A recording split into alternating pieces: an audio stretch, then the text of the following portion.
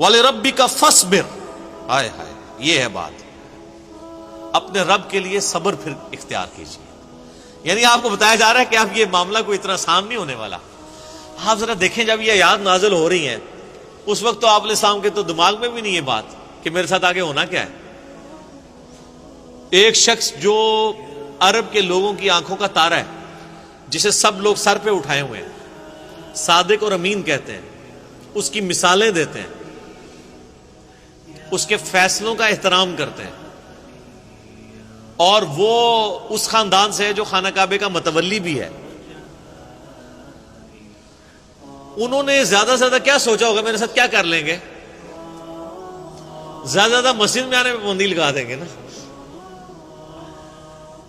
شہر بدر کر دینا، قتل کے فتوے جاری کر دینا، یہ تو نبی علیہ السلام نے سوچا بھی نہیں تھا کبھی۔ اب یہ جب یہ آیات نازل ہو رہی ہے کہ آپ نے صبر کا دامن نہیں چھوڑنا، اللہ کو تو پتہ ہے میں نے کرنا کیا ہے اپنے نبی کے ساتھ، ظاہر ہے وہ تو اللہ تعالیٰ فرماتا ہے کہ ہم نے قرآن پاک میں مضمون کئی جگہ ہے کہ ہم نے تمام نبیوں کے مخالفین جن و انس میں سے اٹھائے ہیں۔ اللہ تعالیٰ کہتے ہیں ہم نے اٹھائے، مراد یہ کہ جب اٹھتے ہیں تو ہم انہیں اٹھنا دیتے ہیں، تاکہ یہ کشاکش ہوگی تو پھر حق اور باطل کی کشاکش کے بعد پھر سچائی کی چاشنی فیل ہوتی ہے نا۔ اگر پیاس ہی نہ ہو تو ٹھنڈے پانی کی قدر کیا آئے گی؟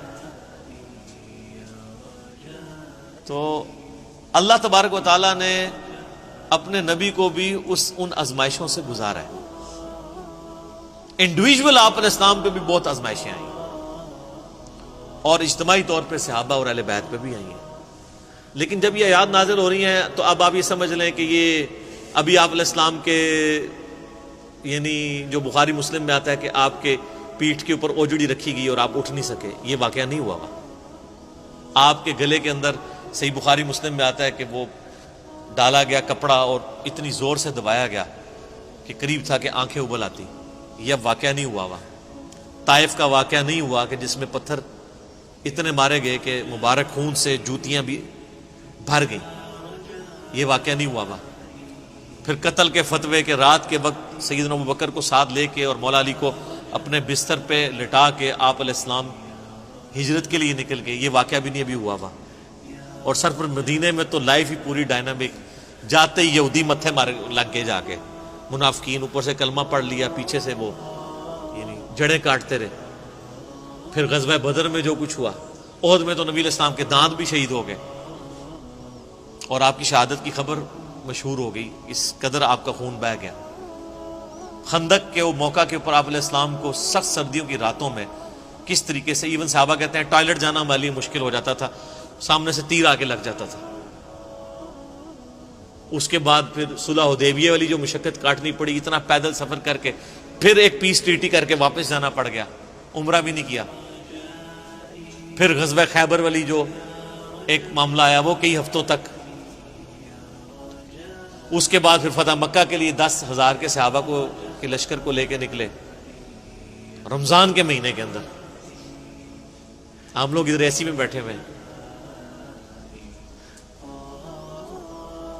اور پھر ختم نہیں ہوا معاملہ، فوراً فتح مکہ کے 3-4 مہینے کے بعد قبیلہ حوازن کے ساتھ جو ہے وہ جنگ غزوہ حنین ہو گئی۔ 12,000 کا لشکر تھا، بس تکبر کے جملے نکل گئے کچھ اصحاب سے کہ ہم 313 تھے تو غالب آئے تھے، آج تو ہم ہے ہی بہت ہیں۔ تو قرآن کے الفاظ ہیں، اللہ تعالیٰ نے یقین کریں کہ اتنے سخت الفاظ کے اندر جسے کہتے ہیں نا میڑا مارتے ہوئے، تانا دیتے ہوئے بات کی ہے۔ اللہ نے فرمایا تم نے یہ بات کی، تمہیں تو کہنا چاہیے تھا اللہ کی مدد سے فتح ہوئی تھی۔ تو دیکھ لو، جب تم نے یہ جملہ بولا تو دیکھو تمہیں راستہ بھی نہیں پھر ملا بھاگنے کا۔ 80 بندے بخاری مسلم میں آتا ہے نبی علیہ السلام کے ساتھ رہ گئے، صرف 12,000 میں سے 80 بندے، باقی سب بھاگ گئے۔ وہ سامنے سے تیر ہی ایسے لگے ان کو، وہ تیر کے بڑے ایکسپرٹ تھے قبیلہ وازن کے لوگ۔ اور پھر پیرلل میں جناب وہ رومن امپائر نے نبی علیہ السلام کا سفیر قتل کر دیا۔ آپ نے غزوہ موتا کے لیے جو ہے وہ وہاں بھی مہم روانہ کر دی زید ابن حارثہ کی سرکردگی میں، اتنے معاذوں کے اوپر پیرلل میں۔